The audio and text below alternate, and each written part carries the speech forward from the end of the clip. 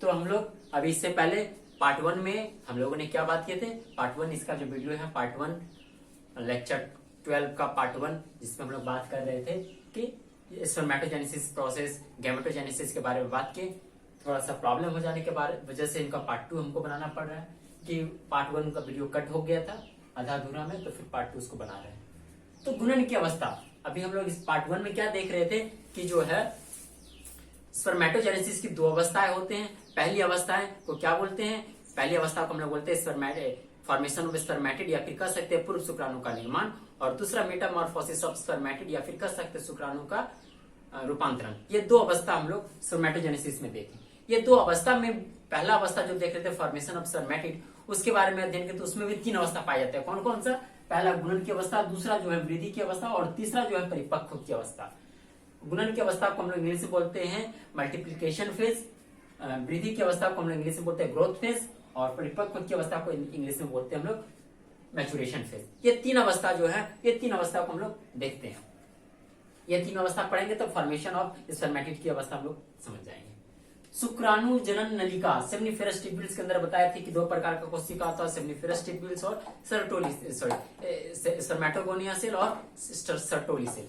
तो वही कह रहे शुक्राणु जन नलिका सेमनीफेरस ट्यूब्यूल्स में आदि जनन कोशिका प्राइमोर्डियल जर्म सेल संसूत्री विभाजन कर। स्पर्मेटोगोनिया सेल पहले से नहीं होते हैं, सबसे उससे पहले क्या होते हैं? आदि जनन कोशिका होते हैं। आदि जनन कोशिका ही स्पर्मेटोगोनिया सेल का निर्माण करते हैं। तो कह रहे सेमनीफेरस ट्यूब्यूल्स में आदि जनन कोशिका या इसको इंग्लिश में बोलेंगे प्राइमोर्डियल जर्म सेल संसूत्री विभाजन कर द्विगुणित शुक्राणु कोशिका स्पर्मेटोगोनिया सेल का निर्माण करते हैं। तो क्या स्पर्मेटोगोनिया सेल बने? स्पर्मेटोगोनिया सेल का निर्माण कौन कर रहे हैं? आदि जनन कोशिका या प्राइमोर्डियल जर्म सेल। ये कहां पाए जा रहे हैं? तो सेमनीफेरस ट्यूब्यूल्स में पाए जा रहे हैं। स्पर्मेटोगोनिया सेल 2 प्रकार के होते हैं। जो ये स्पर्मेटोगोनिया सेल बनाए आदि जनन कोशिका, ये स्पर्मेटोगोनिया सेल 2 प्रकार के होते हैं। वो क्या क्या होते हैं? Type A spermatogonia cell, type B spermatogonia cell. तो टाइप ए स्पर्मेटोगोनिया सेल का क्या कार्य है? टाइप ए स्पर्मेटोगोनिया सेल मूल कोशिका या स्टेम सेल का कार्य करता है। आपको पता होगा कि स्टेम सेल वह कोशिका होते हैं जो किसी भी अंग को बना सकते हैं। तो स्टेम सेल जो है, ये स्पर्मेटोगोनिया सेल जो है, ये स्टेम सेल का भी कार्य कर रहे हैं। और क्या कर रहे हैं? विभाजित करके एवं टाइप बी स्पर्मेटोगोनिया सेल का निर्माण कर रहे हैं। ये कोशिका से टाइप ए स्पर्मेटोगोनिया सेल से किसी दूसरा कोशिका को भी हम बना सकते हैं। जरूरी नहीं कि type A spermatogonia cell type B spermatogonia cell को ही बनाए, दूसरा कोशिका भी बना सकते हैं। लेकिन इनको यहाँ पे टाइप बी स्पर्मेटोगोनिया सेल बनाना है, इसीलिए ये यहाँ पर सिर्फ और सिर्फ टाइप बी स्पर्मेटोगोनिया सेल बना रहे हैं। अब क्वेश्चन पूछेंगे कि नर जनन तंत्र में कौन सी कोशिका जो है स्टेम सेल की तरह कार्य करता है? तो टाइप ए स्पर्मेटोगोनिया सेल करता है एवं टाइप बी स्पर्मेटोगोनिया सेल का निर्माण करता है। अब टाइप बी स्पर्मेटोगोनिया सेल जो है, यही शुक्राणु का निर्माण करता है। Type A spermatogonia cell type B spermatogonia cell को बनाएंगे, टाइप बी स्पर्मेटोगोनिया सेल शुक्राणु का निर्माण करेंगे, और टाइप ए स्पर्मेटोगोनिया सेल को कौन बनाएंगे? आदि जनन कोशिका प्राइमोर्डियल जर्म सेल बनाएंगे। दूसरा अवस्था है वृद्धि का अवस्था। टाइप बी स्पर्मेटोगोनिया सेल वृद्धि कर अपने आप को वृद्धि करेंगे, बड़ा होता है एवं प्राथमिक शुक्राणु कोशिका या प्राइमरी स्पर्मेटोसाइट का निर्माण करता है। ये प्राइमरी स्पर्मेटो वृद्धि करके प्राइमरी स्पर्मेटोसाइट का निर्माण करते हैं। कौन? तो टाइप बी स्पर्मेटोगोनिया सेल। दूसरा है परिपक्व, तीसरा अवस्था जो है वो है परिपक्व की अवस्था। प्राथमिक शुक्राणु कोशिका अर्धसूत्री विभाजन करता है। अब ये जो प्राइमरी स्पर्मेटोसाइट कोशिका बने टाइप बी स्पर्मेटोगोनिया सेल से, वो प्राइमरी स्पर्मेटोसाइट सेल जो है अब मियोसिस करेंगे, अर्धसूत्री विभाजन करेंगे। तो अर्धसूत्री विभाजन करेंगे तो प्रथम विभाजन, मियोसिस डिवीजन में 2 प्रकार का विभाजन होता है। दो बार विभाजन होने के बाद मियोसिस कंप्लीट होते हैं। तो मियोसिस 1 और मियोसिस 2। तो प्रथम विभाजन मतलब मियोसिस 1 होंगे तो क्या होंगे? अगुणित द्वितीय शुक्राणु कोशिका सेकेंडरी स्पर्मेटोसाइट का निर्माण होगा। देखिए अर्धसूत्री विभाजन जैसे हुए, गुणसूत्री संख्या आधी हो गई। यहाँ पे प्राथमिक शुक्राणु कोशिका कैसे थे? द्विगुणित थे। अब ये जो है अर्धसूत्री विभाजन किए और अगुणित बना लिया। अगुणित द्वितीय शुक्राणु कोशिका 2, अगुणित 2 द्वितीय शुक्राणु कोशिका का निर्माण करता है। अब द्वितीय विभाजन जब सेकेंड म्यूसिस 2 होंगे तो क्या करेंगे? वो 4 अगुणित पूर्व शुक्राणु, अब देखिए प्राइमरी सेकेंडरी स्पर्मेटोसाइट स्पर्मेटिड में कन्वर्ट हो जा रहे हैं। तो इसका सारा स्टेप बाय स्टेप समझिए कि सबसे पहले क्या थे, सबसे पहले थे प्राइमोडियल जर्म सेल।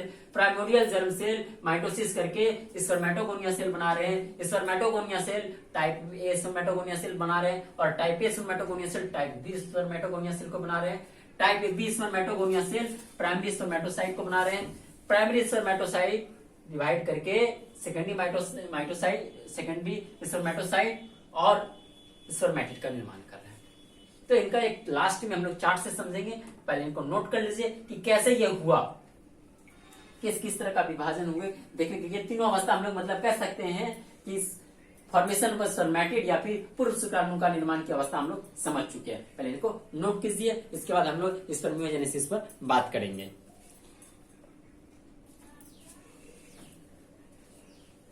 तो अब जो दूसरा अवस्था, जो पहला अवस्था थे पूर्व शुक्राणु का निर्माण, उसको समझ पाए थे। अब दूसरा जो अवस्था है शुक्राणु का रूपांतरण या फिर कह सकते हैं मेटामॉर्फोसिस ऑफ स्पर्मेटिड, तो उस अवस्था को देखते हैं।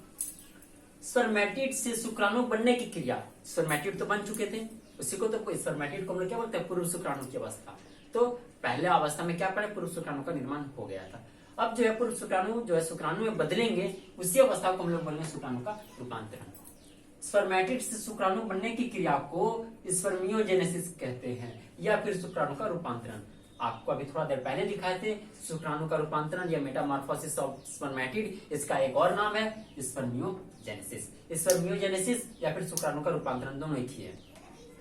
तो क्या स्पर्मेटिड से शुक्राणु बनने की क्रिया को क्या बोलेंगे, स्पर्मियोजेनेसिस कहेंगे। स्पर्मेटिड गतिहीन एवं वजनदार होता है। जो स्पर्मेटिड बने हैं वास्तव में शुक्राणु बन चुके हैं, लेकिन वो क्या होते हैं, वो गतिहीन, उसमें खुद का गति नहीं होता। और आपको पता है कि नर युग्मक गतिशील होते हैं, उसको मादा युग्मक के पास जाना पड़ता है। तो गति प्रदान करने के लिए उसको जो है परिपक्व करना होगा, उसके लिए उनको जो है सिलिया और फ्लैजेला का निर्माण करना होगा। तो इसीलिए ये अवस्था जरूरी पड़ा, नहीं तो पहली अवस्था में जो स्पर्मेटिड बन गए वही वास्तव में शुक्राणु है ही। बस स्पर्मेटिड को थोड़ा सा गति करने का क्षमता दे दिया जाता है, उसका वजन को कम किया जाता है। तो ये सभी को जो है क्या बोले, तो ये स्पर्मेटिड हो गया। और स्पर्मेटिड से जब ये सब हटा दिया जाता है, उसको गति करने की क्षमता मिल जाता है, इसका वजन थोड़ा कम हो जाता है, तो फिर ये स्पर्म में कन्वर्ट हो जाते हैं, शुक्राणु में बदल जाते हैं। स्पर्मियोजेनेसिस के बाद शुक्राणु का सिर, मतलब अब मान लीजिए ये अवस्था हो गए, मतलब शुक्राणु का निर्माण हो गए। अब शुक्राणु का निर्माण होने के बाद शुक्राणु का जो सिर वाला भाग होंगे, जिसको एक्रोजोम बोलेंगे, वो क्या करेंगे, सर्टोली सेल, आपको बताया था कि सर्टोली सेल स्पर्मेटोगोनिया सेल को पोषण प्रदान करते हैं।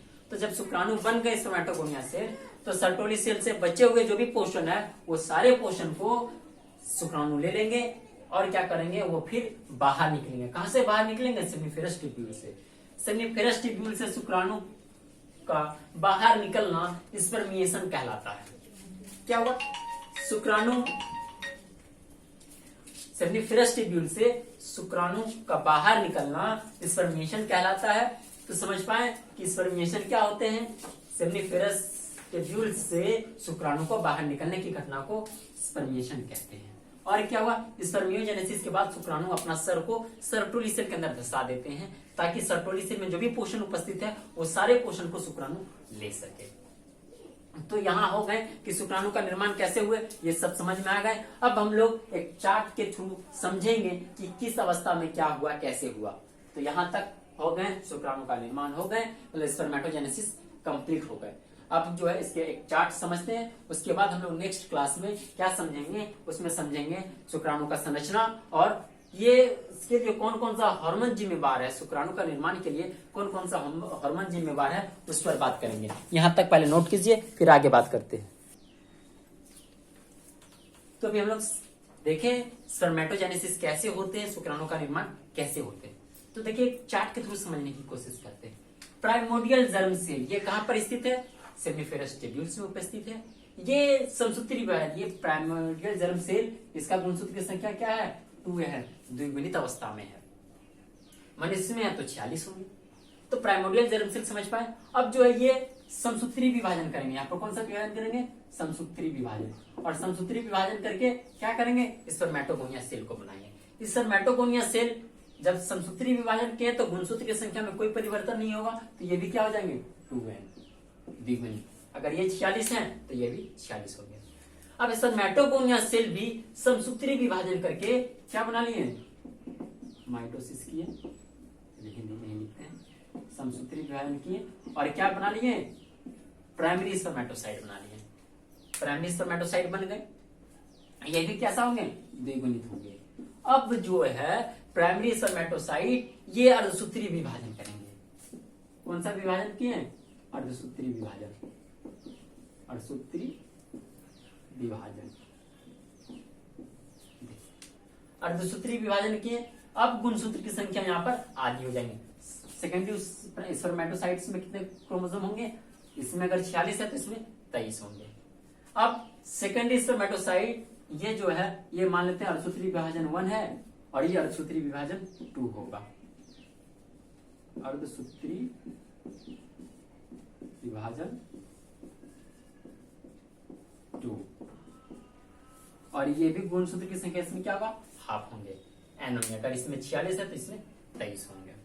और स्पर्मेटिड से स्पर्म बन गए लास्ट में, इसके भी गुणसूत्र की संख्या एन होंगे। ठीक है, देखिए कैसे क्या हुए।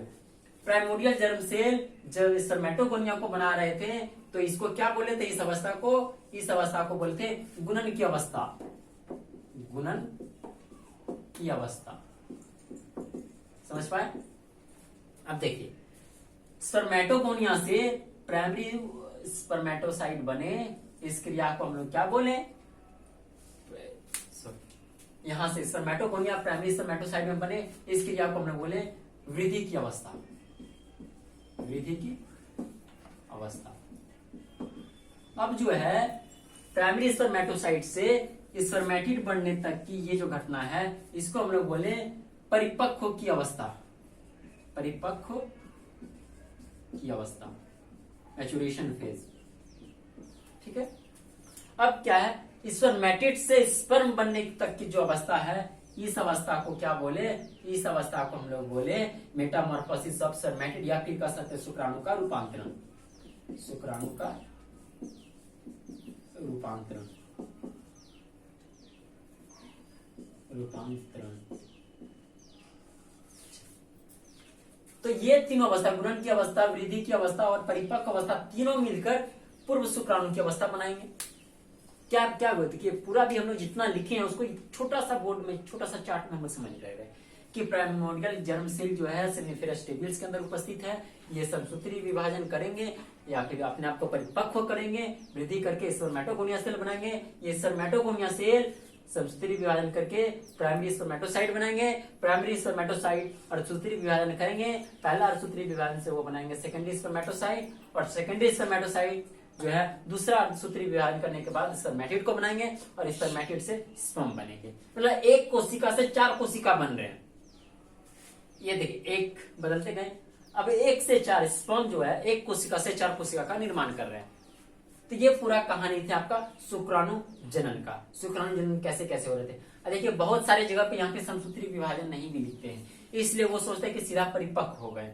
परिपक्व भी आप लिख सकते हैं या फिर समसूत्री विभाजन, क्योंकि समसूत्री विभाजन इसलिए कह रहे हैं कि कोई भी कोशिका का वृद्धि जब होता है, उसकी नंबर जब बढ़ता है तो वहां पे समसूत्री विभाजन का जरूरत है, और समसूत्री विभाजन से गुणसूत्र की संख्या में कमी नहीं होता, बराबर रहता है। तो ये समसूत्री विभाजन करके ही ऐसे करके प्रोसेस बाय प्रोसेस जाके स्पर्म का निर्माण करते हैं। ये पूरा कहानी हो गई स्पर्मेटोजेनेसिस। अब हम लोग कल जो है बात करेंगे शुक्राणु का संरचना पे, और जो है शुक्राणु के निर्माण में कौन कौन सा हार्मोन जिम्मेवार है उस पर बात करेंगे। आज तक यहीं रहने देते हैं, चलिए इनको नोट कीजिए।